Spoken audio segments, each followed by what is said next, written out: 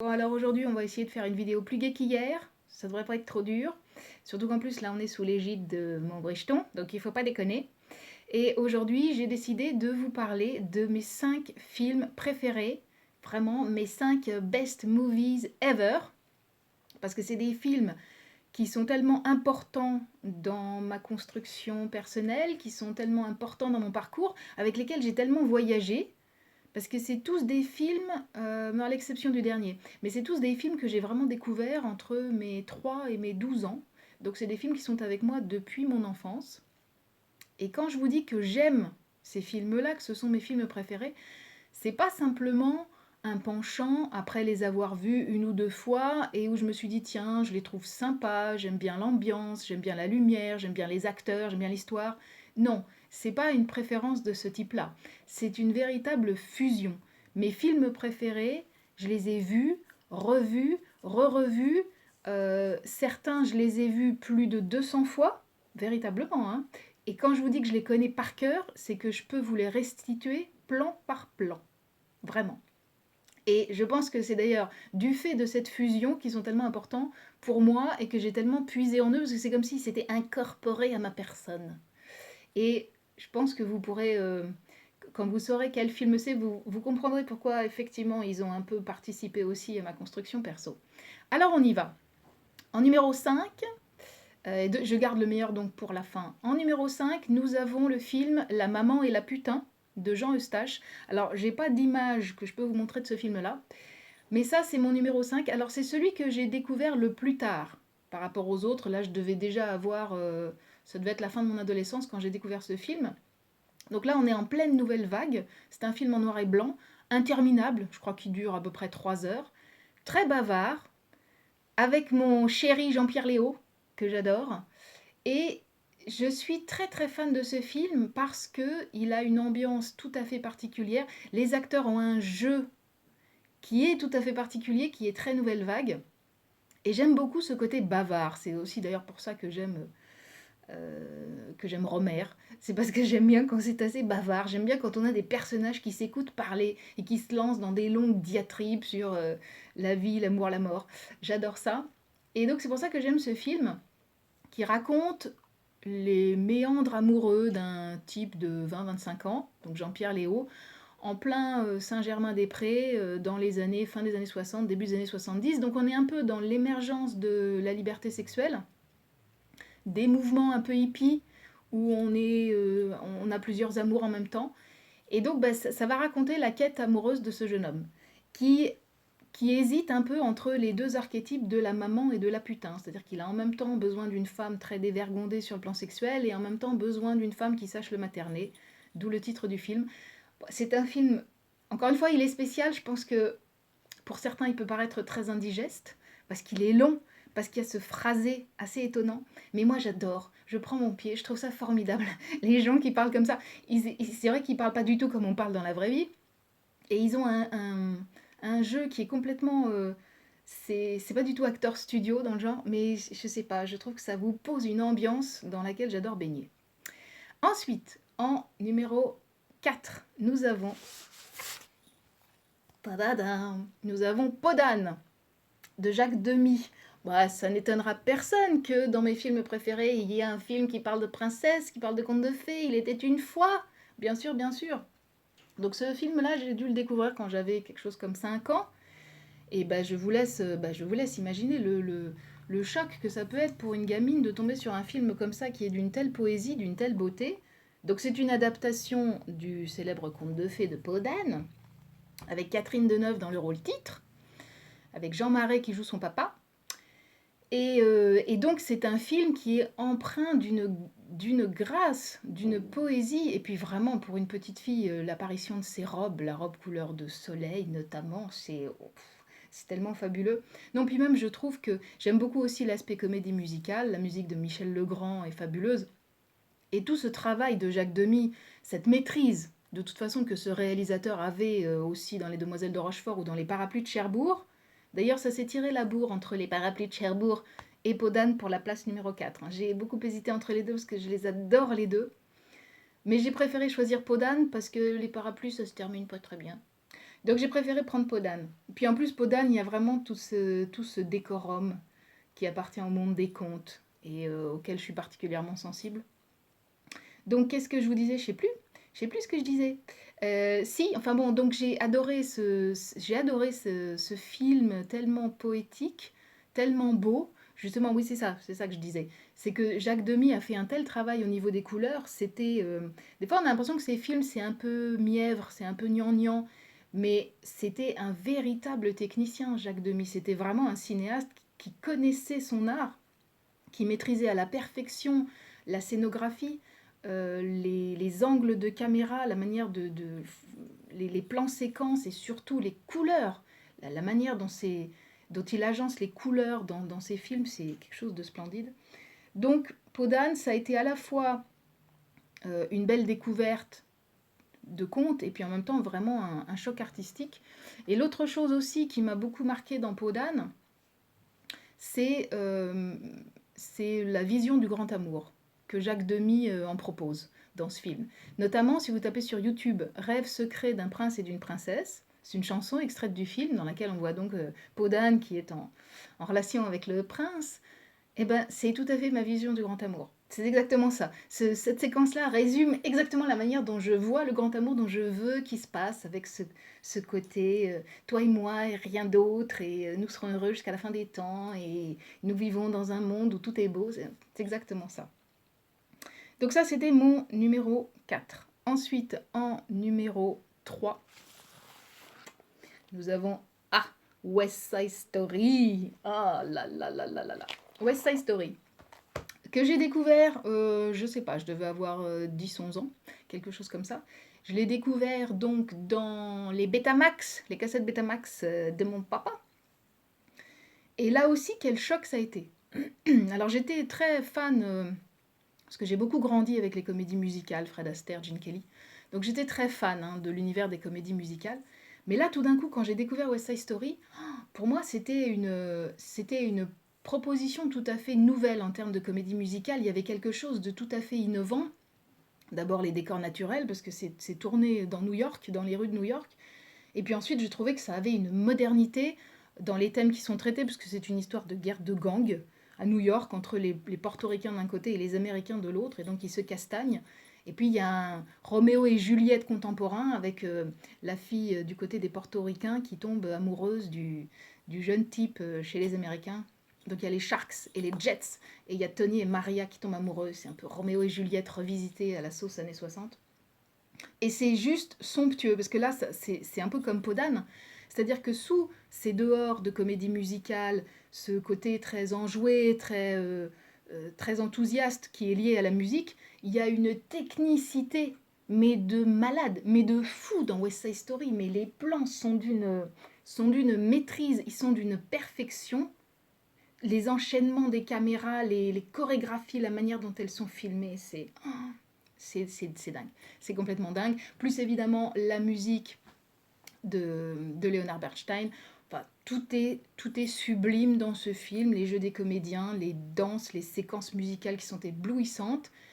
Et puis même le côté poignant de la fin, l'aspect un peu tragique. Bah, je vous spoil rien parce que je vous ai dit que c'est comme Roméo et Juliette. Donc bon, mais c'est vraiment un film, c'est une merveille de film. Je vous avoue d'ailleurs en passant que je n'ai pas vu le remake de Spielberg.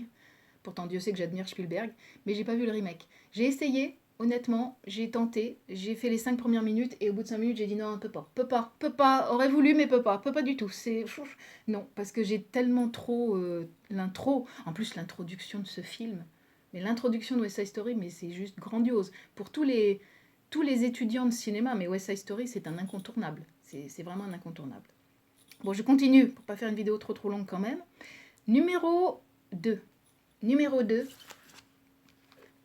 De nouveau un conte de fées. Nous avons La Belle et la Bête de Jean Cocteau. Ah, ce film-là.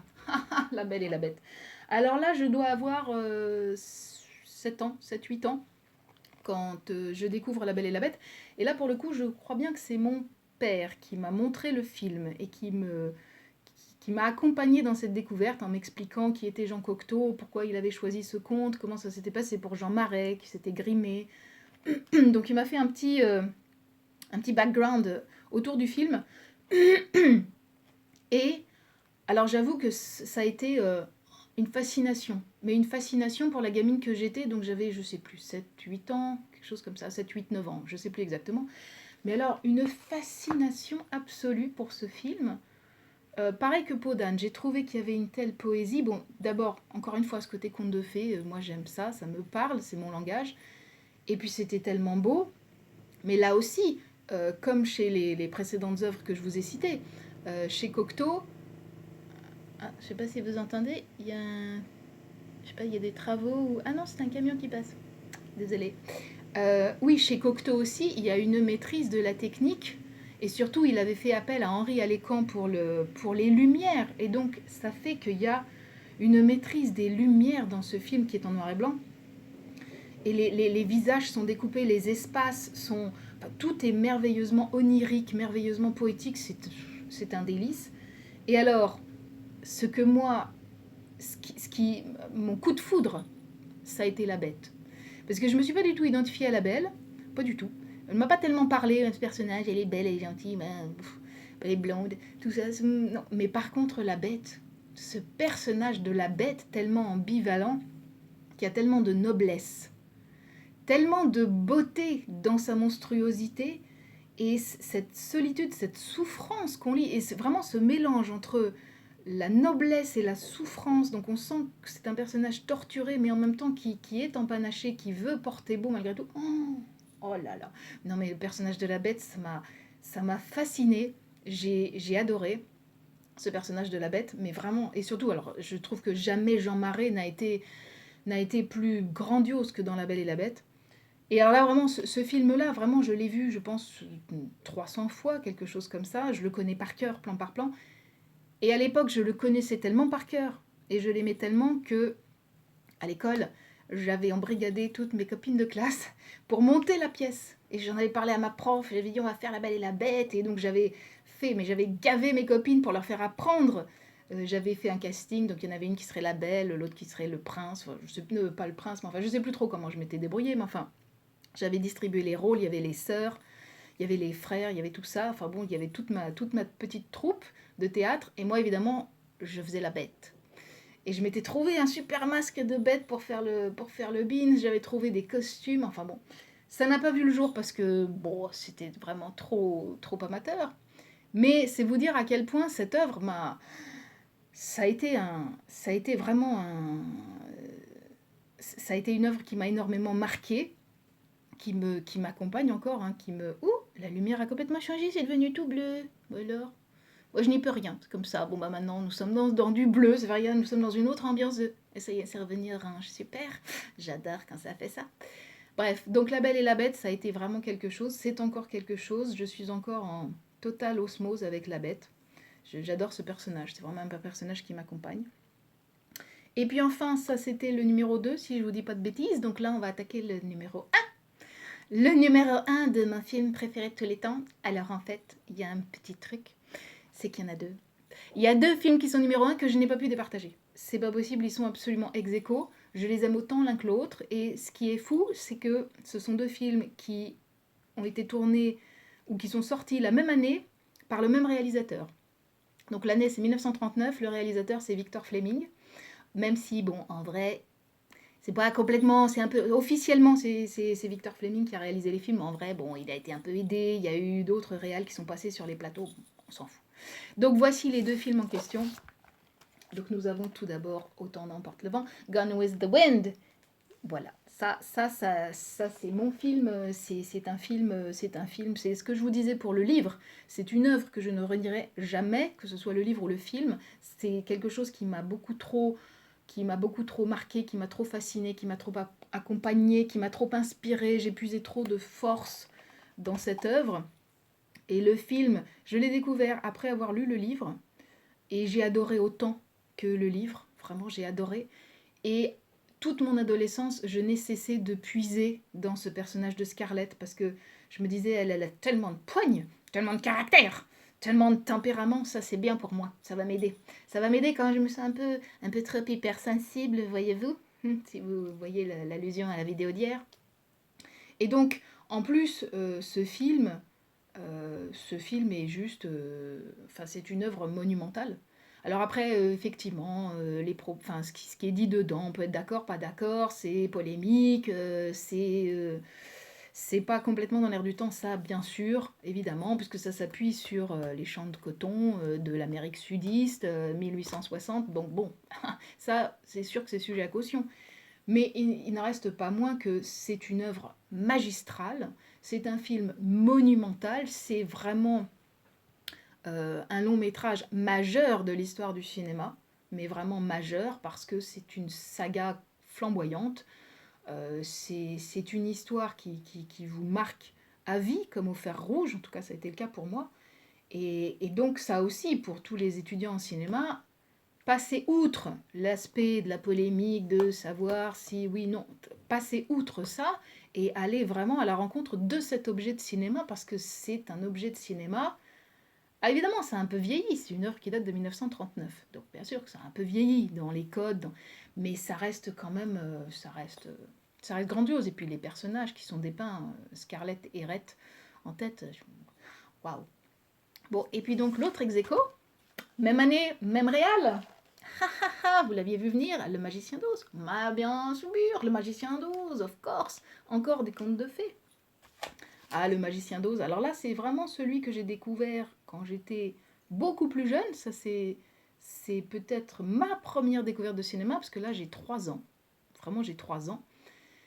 Et alors là, là, voyez-vous, je me prends toute cette couleur, toute cette magie, tout ce technicolor là dans la tronche. Et évidemment, évidemment, je ne m'en remets pas. Je ne m'en remets pas. Et je deviens qui je suis aussi à cause de ça. Parce que c'est tellement magique comme film. C'est tellement magique. Là aussi, ça a un peu vieilli, hein, bien sûr, surtout les effets spéciaux. Tout ça a un peu vieilli.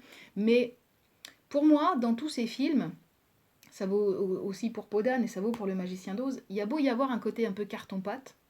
Pour moi, c'est 100 fois plus poétique. Et c'est 100 fois plus dépaysant que toutes les images de synthèse et toutes les AI ou effets spéciaux d'aujourd'hui qu'on peut trouver. Parce que pour moi, le carton-pâte s'appuie quand même sur une réalité qui enclenche notre imagination. Alors que la synthèse pure, les CGI ou les machins trucs, quand je vois des films d'aujourd'hui qui, au niveau de la technique, sont évidemment élaborés, atteignent des sommets, mais ça ne me fait rien. Ça me laisse froide comme un concombre parce que ça n'émeut pas mon imagination. Elle n'arrive pas à faire une connexion avec rien.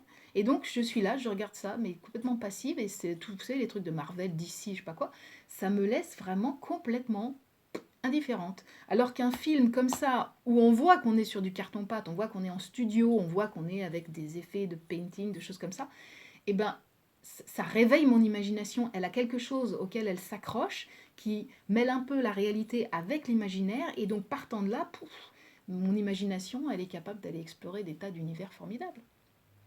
Donc voilà, Le Magicien d'Oz, ça c'est vraiment mon number one. Aussi parce que toutes les thématiques qui sont traitées dedans, la quête initiatique, la quête de la maison, la compréhension de soi, de se croire d'une certaine façon, donc de se croire plein de tares, alors qu'en réalité, ces tares s'avèrent être des ressources qu'on n'avait pas soupçonnées. Désolée encore pour les changements de lumière.